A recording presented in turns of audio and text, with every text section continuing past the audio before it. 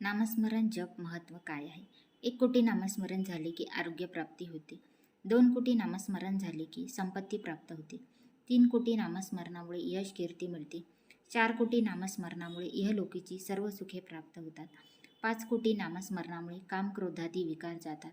6 कोटी नामस्मरणामुळे ज्ञानप्राप्ती होते. 7 कोटी नामस्मरणामुळे अनुकूल व धार्मिक पती पत्नी मिळते. 8 कोटी नामस्मरणामुळे अपमृत्यू टळतो. 9 कोटी नामस्मरणामुळे स्वरूप साक्षात्कार होतो. 10 कोटी नामस्मरणामुळे प्रारब्ध कर्म नाश होतो.